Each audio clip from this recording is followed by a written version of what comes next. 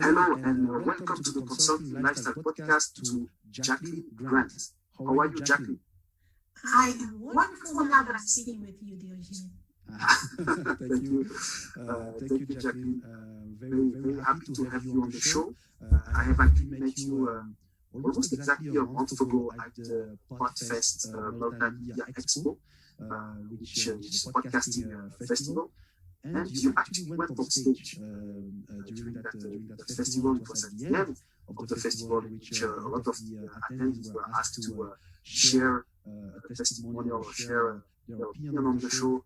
And you said a few things that attracted me. So basically, I didn't want to speak with you, Jacqueline, but the audience will learn a lot about you and your career and your services. So let's start the interview by having you sharing your career story.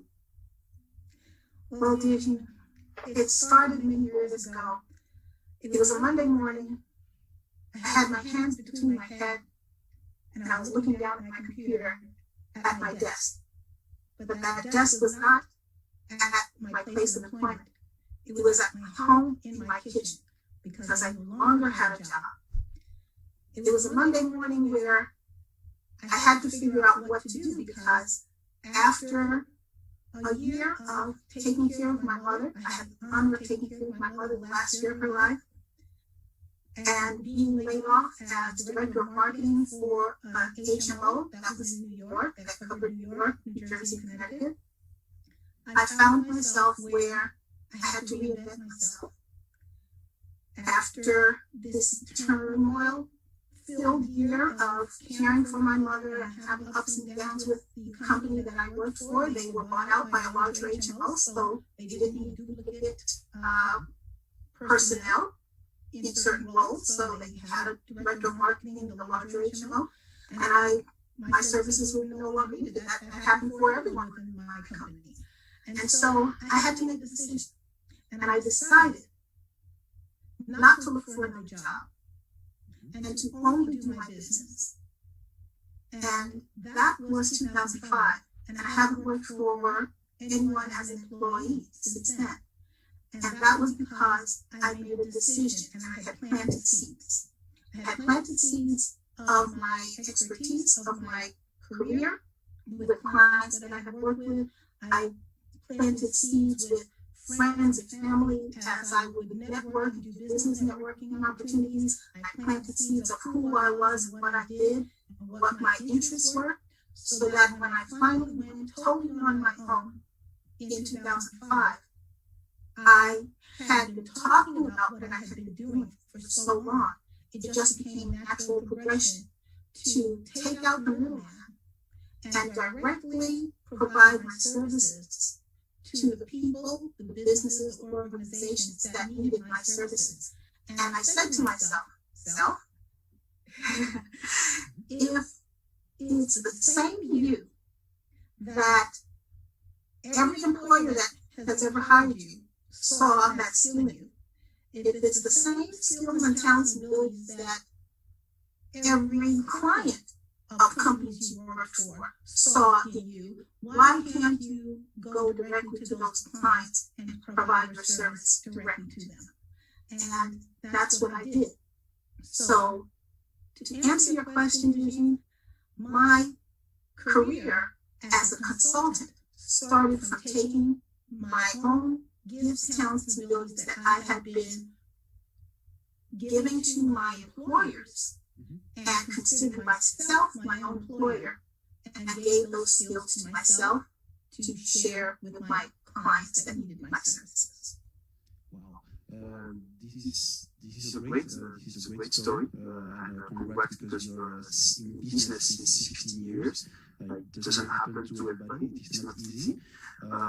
Also, I think there are so many aspects that we can cover with the answer that you provided.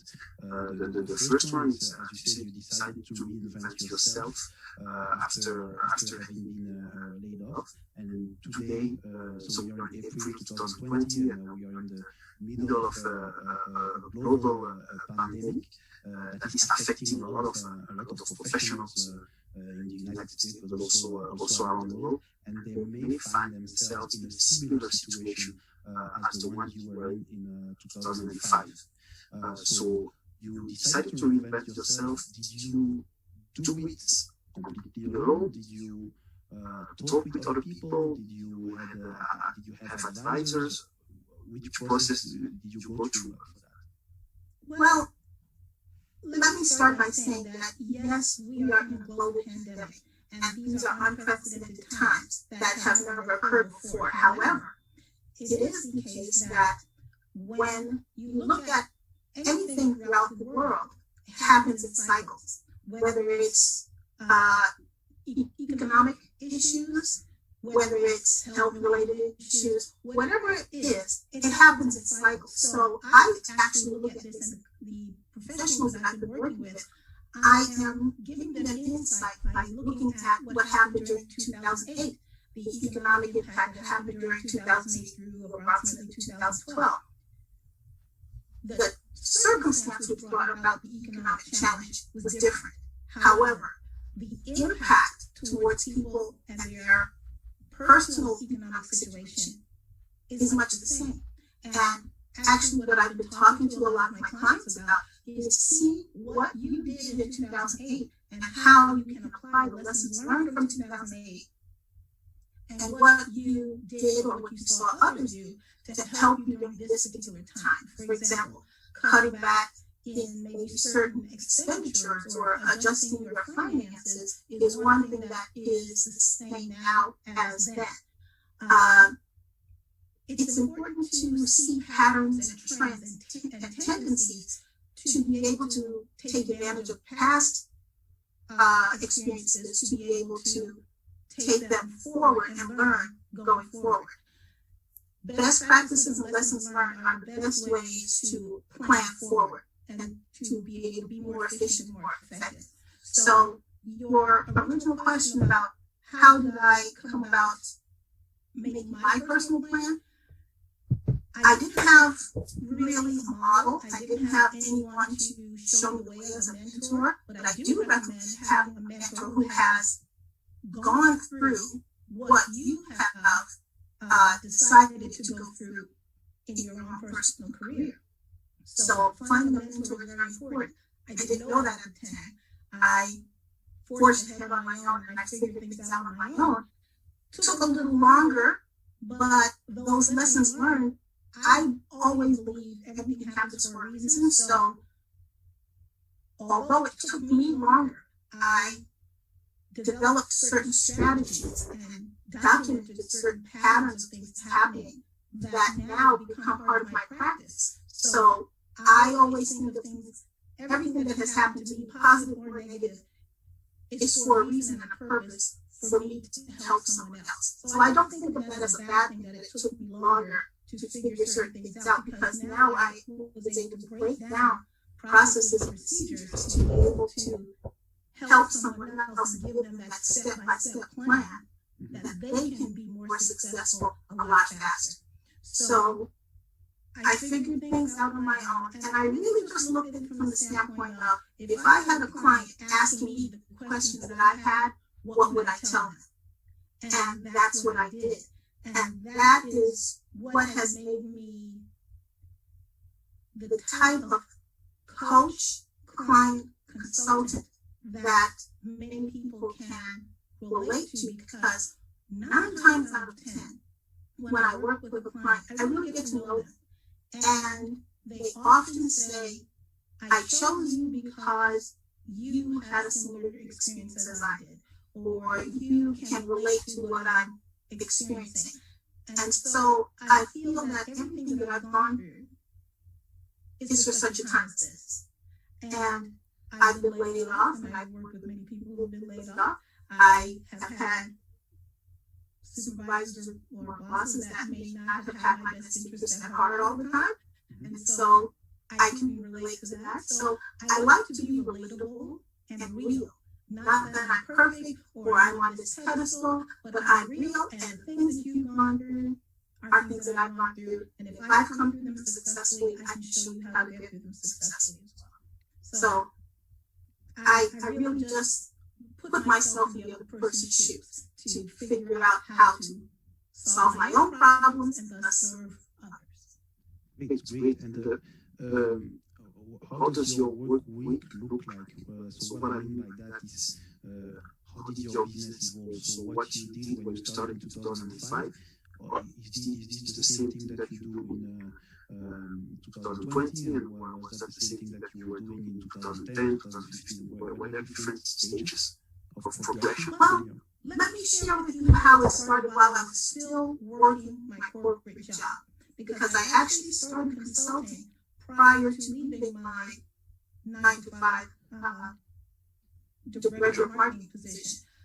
I actually That's an important was thing. networking. You started while still being working, and you're in a leadership position, the director of marketing, and that's when you started. Yes. I think that's Yeah. very So I really enjoyed the fact that as a director of marketing, had certain opportunities to network, as benefiting the company as well as myself. So as I would meet people, I would stay in contact with them and develop relationships with them. And when I say relationships, business relationships, of course, but beyond just as director of marketing, but as a person. Because people develop relationships with people, not necessarily with a corporate entity. They are developing a relationship with a person. So I planted seeds by just networking and letting people know who I am, what I do, what I enjoy, and so forth. When I was still working corporate, I set a plan to transition myself into my full-time consulting business. That was always a dream. I didn't know how soon it would happen, but it was always a long-term plan. So what I did is that I set a goal for myself to see if I could match my consulting business income with my take-home pay. Because I was taking home a certain amount from my corporate job and living off of that. So I said, well, if I could match that, I know I could be okay. And when I saw that I could do that, that gave me a little bit of confidence to continue moving forward. So when my mother became ill, I brought her home to live with me, brought her back to live with me and to take care of her. And she had some major surgery, and when she was going to be coming home from that major surgery, I was single at the time. I said, okay, how am I going to do this? How am I going to take care of her and work full time? And that's when I was called into my boss's office. I reported to the CEO, and he called me into his office. And you know, when you see the HR person sitting behind the door when you come in, you know something going to happen. So, of course, they let me know that they were being bought out by a larger HMO, and my services were no longer needed. So they were expecting me to be upset and in a huff. They didn't know what a benefit they were doing for me. They were doing me a favor by letting me go. I got a package that gave me a buffer for a period of time, and that gave me the confidence to be able to say, I'm not going to look for another job. I'm going to take care of my mother and do my business, only my business. So prior to that, I had 2 feet on, well, 1 foot on each side of the fence. I had 1 foot on the corporate side, one foot in my business. And so I decided to put both feet on the same side of the fence and to be able to do just my business, only my business, take care of my mother. And as I mentioned, that was 2005. So I will share this with you. Someone that I met almost a year prior through my networking, going to various networking meetings. They had said they wanted to hire me, but they said, we're not ready now. And they called me and they said, we're ready now. And that was my very first client, as just my business, only my business, not working as an employee. That became my first client. That first client was able to pay my rent, so I had that covered, so that was good. And so with that one client, I was able to then get another because they liked the job I did for them. I got testimonials from them, they referred me to other people, and referral business is the best business because you cannot buy the marketing that a satisfied customer can do for you. And so I continued what worked, meaning my networking, but the testimonials of satisfied customers also helped to build business. But I built business through relationships. I didn't do any ads, social media ads, advertising or stuff like that. I didn't do any of those things. I didn't feel I could afford doing those things. And even though I knew about marketing, my marketing strengths were not specifically in social media. And this, of course, 2005 was very early in social media at that point in time. So that was not my strategy, but it was a matter of getting people to know, like, and trust me. Meaning, if I could show them what I could do, show them experience of what I've done in the past, then that would build the trust that they would feel they could trust me with their particular project, whatever their project was.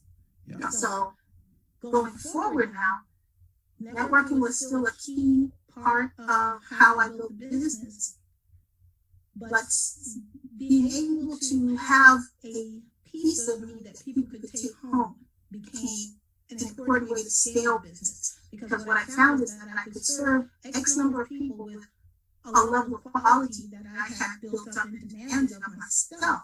However, in order to serve more people with the same level of quality, I had to develop a better plan. And that's when I went back to graduate school and figured that I would find this magical way of doing business with an MBA. However, what the MBA did for me was two things. Number one, it gave me another level of credibility by having those three letters after my name, which meant that people didn't necessarily know the name of my company right away, but they understood what an MBA meant. Number two, my MBA is in project management and IT management. I have a dual specialty of project management and IT management. And so with project management, that's one of the most sought after certifications, one of the most in-demand certifications. It's a globally recognized certification, and I am a certified PMP or project management professional. So with that, it allows me to run projects more efficiently and more effectively for types of projects that are from any business type or any industry. So again, that gave me another level of credibility that helped people to understand that I had a certain level of knowledge and expertise, and that I could apply that knowledge and expertise to their project, their business, no matter what their business type was or what their industry was. And so with that globally recognized certification and letters after my name allowed, again, people to feel a level of trust, even though they didn't know my company name at that point in time. Yeah, maybe it's very good. I mean, you have insisted a bit on three aspects: the networking, the referral, and the credibility. Gaining credibility through expertise, and I think that's a lot of consulting professionals or employees working in consulting firms. A lot of them are actually certified and have pretty sophisticated qualifications. However, maybe there is a smaller crowd of people that are comfortable with networking and asking for referrals. So, do you have a specific way? Do you have a strategy when you go to a networking event? The way you pick the event, what you do during the event, etc. Do you have anything to say about that? Sure.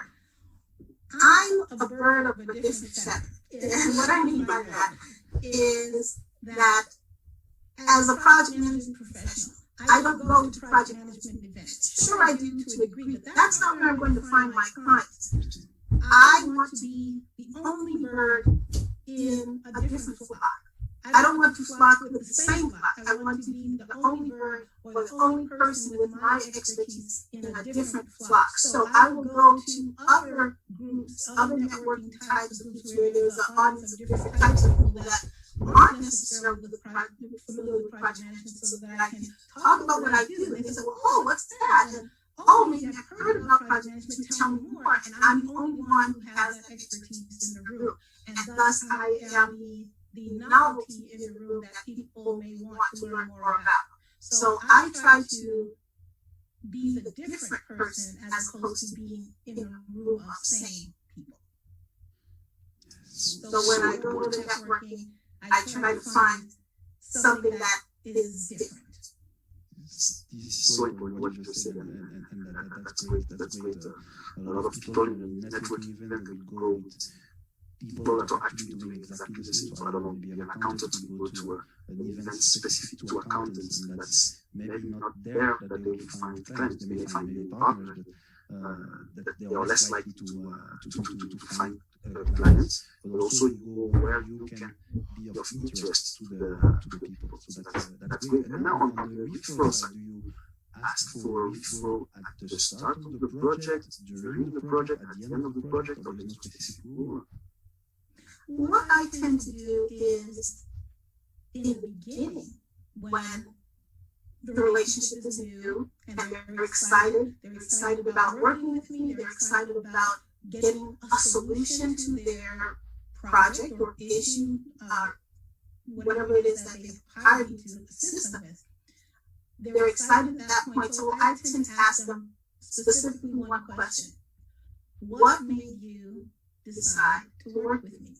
What made me the one that you thought could help you with this issue or this problem or this project? And they say why they selected me. I take that for 2 points. I take that as part testimonial, but I also take that as is what I am projecting what is being received? Is what I intend to put out as who I am and what I do, is that being received the way that I intended? So that becomes reflective learning opportunity to be able to understand my position in the marketplace. Is it what I thought it was, or is it something different? So whatever they say as to why they chose me, I try to do more of that, but I also listen for any areas for improvement, because that's always important as well.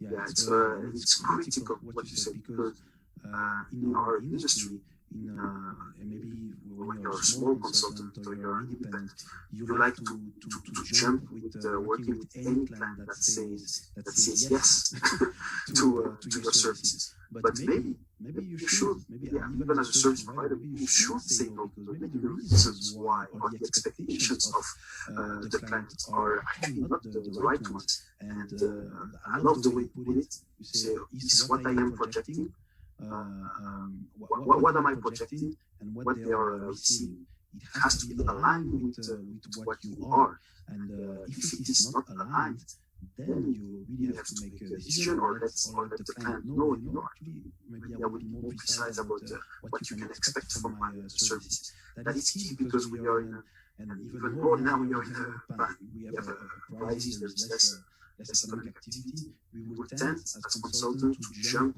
to the first client that says we would like to buy your services. But here you do this added work of asking why. So that's good. Yeah. Absolutely, and I'd like to actually add to that I have a conversation with every prospective client before we move forward. I don't have on my website, oh, you can just sign up on your own. I want to have a conversation because I want to make sure that we are in alignment, that my working style is in alignment with what you desire, and likewise, I want to make sure that you are a good fit for me. So we're interviewing each other in some respect. It's not just an interrogation per se, but it's a matter of, I want you to get to know a bit about me, because I want to make sure that I am a fit for you and you are a fit for me, because I want you to be a satisfied customer, and I want to be happy with our engagement as well. So yes, when times are tough and you need the income, it can be very tempting to just take whoever will say yes, but sometimes that can wind up costing you more time, more money, and more anguish than it's really worth. And if you are, in essence, throwing a net out for anybody, you'll actually attract nobody. You have to be very specific as to who you serve and what you can do for your audience, or who you can do for your target customer, because you want them to raise their hand and say, yes, that's me. What you're talking about, that's me. And you want them to identify with you as opposed to you trying to pull them in. You want them to self-select and come to you. And that's the start of a good relationship, because they have already identified that you have said or done something that aligns with them. Very important in consulting as well. Be the solution to their problem. Don't be the one trying to convince them, or be the one that is overselling your services. Now, the other aspect that you mentioned in one of your previous answers is about scaling. And I am talking with Jacqueline Grant, and you work still as a solo consultant, if I am not wrong. But you talk about scaling. So how can we scale while we are solo? Isn't that contradictory? Well, I am solo but not solo in that. Again, networking is a big thing for me. Being able to know a lot of different types of people with a lot of different skill sets, especially the ones that I have trained, because I do another aspect of my business is that I do project management or professional development training for the professional certifications like project management, Scrum, Agile, Six Sigma, and all of those. So I get to know those professionals, and I know what they know. And so oftentimes those are the people I will bring in to projects that I'm working on based on their skill sets. So I get to know various people, and I bring them onto my team as need be for various projects that I'm working on, so that if I, let's say, have a project that has an IT component, while I know certain things about IT, that is not my sole specialty per se, so I will bring in someone who has that specialty for that particular project. So networking is a key aspect to knowing a lot of different types of people and having that solution to be able to scale. So if I am asked to work on a certain project, I necessarily say no because I don't have the capability myself, but now I can still say yes because I do have the option to bring in other team members that do have that area of specialty. So that allows me to be able to be of service on a larger scale. It allows me also to have options and opportunities for things that I may not have known about, because all those people are also looking for opportunities for me, and thus they can possibly be involved in those projects as well. Whether they are involved in that project or not, they're always on the lookout for opportunities that they can participate in or that they can share with me that others might participate in. Because it's not a selfish type of thing where, well, if I can't work on that project, then I'm not going to share it. They share it because it comes and goes for everyone. And the family of the Management Academy has grown over the years, and many of them are still in contact with each other that have met on projects, that have met in various classes that I've done. And I am still in contact with students, adult students that I have had from 2012. So it's about building those relationships and being able to scale based on those relationships, because I can't possibly know about every opportunity, but they do. Amazing, and that's a great example as well. The importance of win-win partnerships. So you just mentioned Management Academy. Can you explain to the audience what it is, when it was created? When I was in graduate school, I did my program online, and so every class was an entity of my business vision and dream that I had. So every class had an end of class project or some type of project you had to do based on the content of that particular class. And every end of class project was related to my business. It was a different component of my business. So in essence, when I finished my program, I had every facet of my business covered. I had the vision in my head, but it actually gave me all the pieces that I needed to have a working tool in place. And so when I graduated and I got my PMP certification at the same time, I was able to hit the ground running. I had clear focus and direction as to what I wanted to do, how I wanted to do it. I opened the business in January. By April, I had contracts with a variety of different entities and had my first classes running, and we were off to a great start. Which year? You said January? That was 2012. Meaning 2012. I've been in business for a number of years, even prior to 2005. But as I said, the business has scaled and grown in different facets over the years. So 2012 is when I created the umbrella of Management Academy that could incorporate the facets of things that I had been doing previously. So prior to that, it was really just Jacqueline Grant Business Management and Marketing Consultants. And then it shifted into the formal name of the Management Academy because I incorporated, in addition to the business consulting, I incorporated the professional development training. So that's why I made it an academy, so that it could relate to business management and the training aspect. Because what often happens is, as I would provide a solution for a business entity, they couldn't always execute that solution themselves, so they needed to train their employees to be able to execute the solution. So I would do the professional development training for them as well. So oftentimes they didn't necessarily need the certification, but I found that, again, with what happened in 2008, many people being laid off, experienced people, just like now, people very experienced could not get another job because they didn't have the current certifications that were in demand. So the certifications really became a stronghold for my business at that point in time because so many people needed those certifications in order to get back into the marketplace. Yes. So the Management Academy as a whole is an umbrella that services businesses, large and small, entrepreneurs, and does professional development certification training to help people to get raises, promotions, transition into different industries or business types. That certification can usually be the game changer that helps someone transition where they usually would not qualify without that certification. Amazing. Amazing.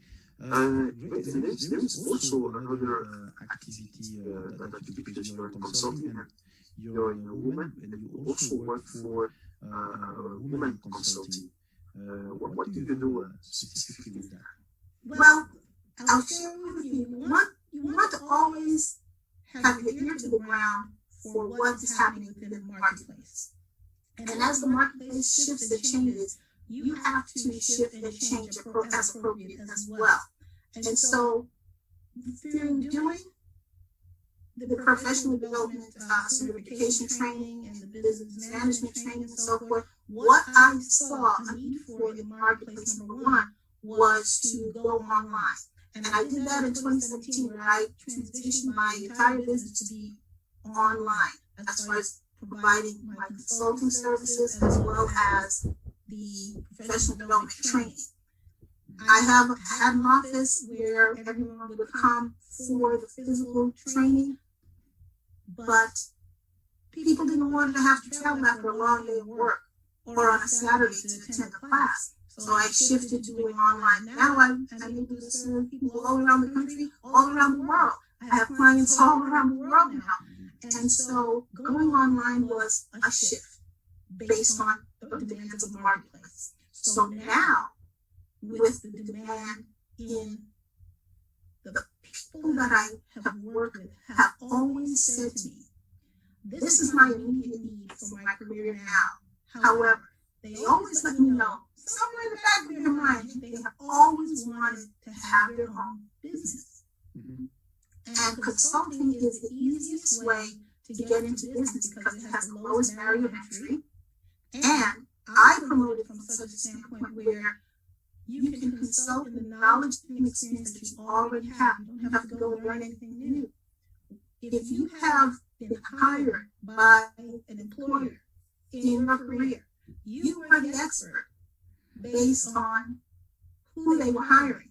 You beat out everyone else who was applying for that job. that means you're an expert. Because most people think, well, I'm not an expert. Well, how can I be a consultant? I'm not an expert. But you are an expert. You have expertise, and I help people to see their expertise in the knowledge and experience that they already have, and to help them to see how they can use their natural gifts, talents, and abilities to be of service to someone, whether it's an individual or a small business or a large business, to be able to be that solution for them based on what you know how to do. And so, again, listening to the marketplace and hundreds and hundreds and hundreds of professionals that I've worked with very closely, allowing them to start your own consulting business not only helps them now, if they are still employed, or now if they are not employed, to be able to have income based on knowledge and experience that they already have now, helping them find who needs their particular service. But that's usually the biggest red flag for people is, oh, how am I going to find clients? Who's going to want what I have to offer? I help them to do that. But it helps them not only to have income now, but it also helps them in the future for whenever they decide to retire, that new business will be up and running and generating income by the time they retire, so that they're not trying to start that business when they retire. It's already up and running and generating income, because the mindset when you're ready to retire is very different. So it'll be much easier just to transition into that new business. Well, it won't be new at that point in time. It will be well seasoned and it will be well established, so that they have that income when they retire, and that won't be a worry at that point in time.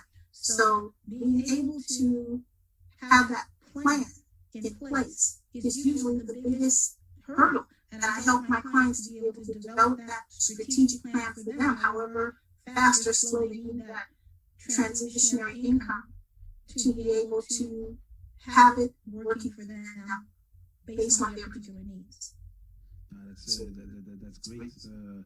And it's so much. This is even more needed right now in this difficult period. Do you or your clients necessarily more? And maybe that's a stupid question, but is it more women, or there is no particular thing? Is it? Well, it's something that is needed for everyone. Mm-hmm. However, I'm sorry, I somewhat didn't answer your original question. I have developed the Women's Consulting Business Summit based on the current needs of the marketplace. And why I developed it for women in particular is because I identified something called the sandwich generation. That's what I call it, as far as the sandwich generation. There are many women that I've come across, and many women who have raised their hand and say, that's me, where they have a good income, or they had a good income, and they are also charged with taking care of senior parents, and they also have high school or college age children that they're taking care of. And so that good income that they have or had is now diverted into other directions. And so they start to wonder, well, is there going to be anything left for me, or what's going to happen to me when I am ready to retire or when I get older?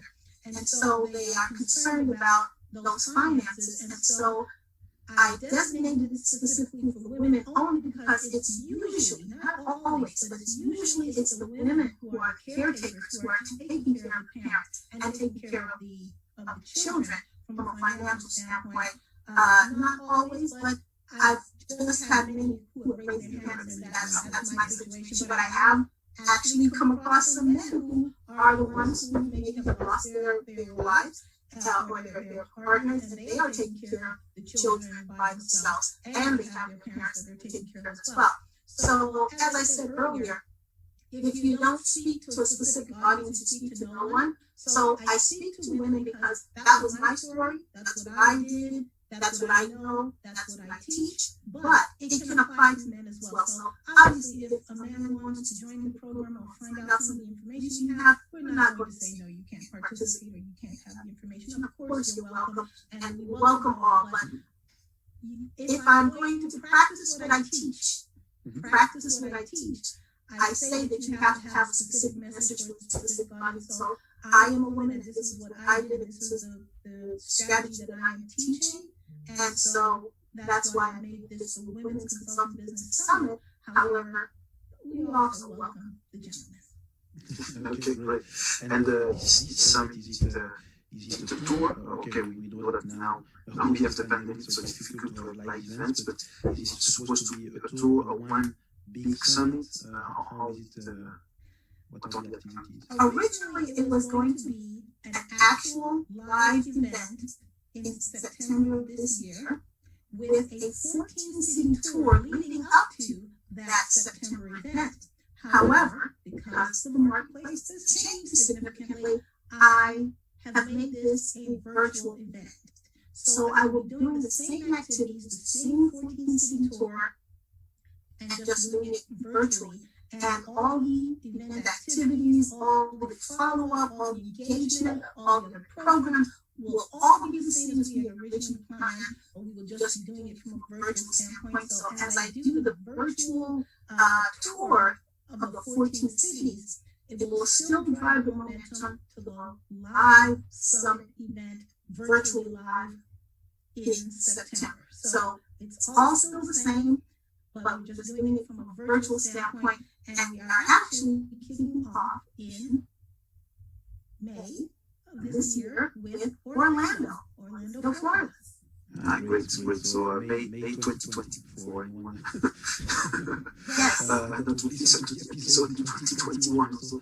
And we'll also put information in the show notes about if anyone is interested in participating to the events. So that's great. So we have gone through all your consulting career, when you're different stages, the fact that you also you do a lot of networking, you have a specific way to get referrals, you have kept reinventing yourself by doing MBA, PNP, moving your services to online, so from on-site to online services, etc. So we are the Consulting Lifestyle podcast, so I have questions for you.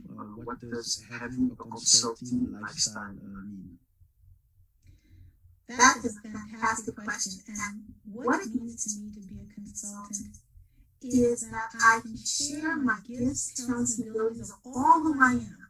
Because I'm a very multifaceted person. I don't say that to be boastful. I'm just saying that I can do a lot of different things, and it was only in my business that I could be all that I could be and do all that I could do without being pigeonholed into doing just one thing or one aspect of me.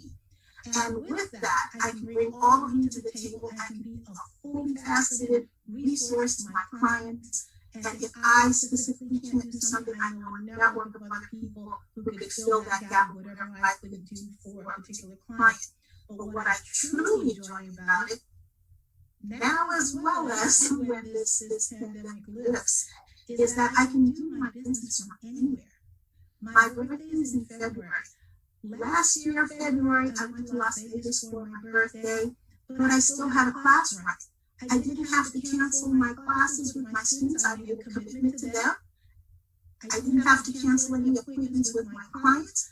I was still able to hold those meetings and those classes because I could do my business from anywhere, and I just scheduled in. So some may say, well, you're working on your vacation. That's my choice, and I choose when I work. I love it because I get to choose when I work, because when others may be working the 9 to 5, that's not when I'm working. I'm enjoying doing other things. So if I decide to have class on a Saturday, if I decide to have class while I'm in Las Vegas, that's a decision I made. No one forced me to do it. No one made me do it. And so I enjoy being able to serve my clients wherever I am, because you think if I'm happy in Las Vegas doing a class as opposed to doing a class at my home when it was my birthday and I couldn't go, I'd rather be in Las Vegas doing a class. Yes. So I enjoy being able to have a flexible lifestyle that I can do all that I can do and be all that I can be for all who I could possibly serve. Yeah, that's an amazing answer, and I totally concur with everything that you said. I haven't made any birthday yet in Vegas, but maybe later. Also, for the audience, for anyone that wants to find you, where can they find you, and do you have anything special to offer for the audience? Well, I have something very special for your audience, Diogene, because of course we love consulting and we love empowering other people to be consultants. So I have a special offer for your audience. I have a program called Start Your Consulting Business Now. That's a program that I have for my clients, and I want to give your audience a free version of that so that they can reboot their consulting business, whether it is a consulting business that you're starting from scratch, or if you have already started your consulting business, you'd like to take it to a new level. It's called the Reboot Consulting Program. That's the free version of my Start Your Consulting Business Now. And in that is another free tool called the Project Picker. And what the Project Picker does is help you to decide between multiple competing projects. If you're anything like me, you have that shiny ball in, what is that called? Yeah, the shiny object syndrome. Yes, shiny object syndrome. And so there's always something that is drawing my attention, and I'm wondering, should I do it? Shouldn't I do it? Is it going to really take me in the direction I'm trying to go? And so I developed this tool where you can put in up to 4 different things that you are considering, and it will, in essence, long story short, help you to determine which one will give you the most benefit, the most return on your investment, the best return on your time. And that is, again, in that free program that I'm giving to your audience, and it's available at the website called bit.ly/Reboot Consulting, no spaces. So it's bit.ly/REBOOT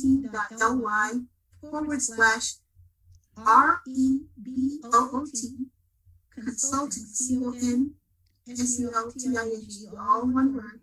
And there you'll find the free access to the Start Your Consulting Business Now program and the Project Picker tool. That's perfect. All of those links will be as well in the show notes. And of course there is also your LinkedIn profile as well if people want to have personal conversation with you. Yes, absolutely. That's actually the best place to find me. I am a big LinkedIn person, and that's the best place to find me, to find out about me. And I can be found at Jacqueline Grant, MBA, PhD. And if you wouldn't mind putting that in the show notes, you can spell it out, and my name is long, but you can spell it out, and you can look me up on LinkedIn, and feel free to send me a note, send me a message. I respond. I utilize LinkedIn very, very much, and I enjoy working there, and I would love to connect with you. Perfect. So thank you very much, Jacqueline. I think it was a great interview. You provided a lot of information. It's also an inspiring story. And it's very relevant as well. All the things that you do and all the things that we have spoken about are very relevant to our current economic situation. So thank you, and also stay healthy as well. Thank you so much for this opportunity to speak with you and your audience, and I do so appreciate it because we are like-minded in that we want to empower people to be consultants and all the benefits that consulting brings. So I thank you so much for this opportunity to be with you. Thank you very much. See you soon.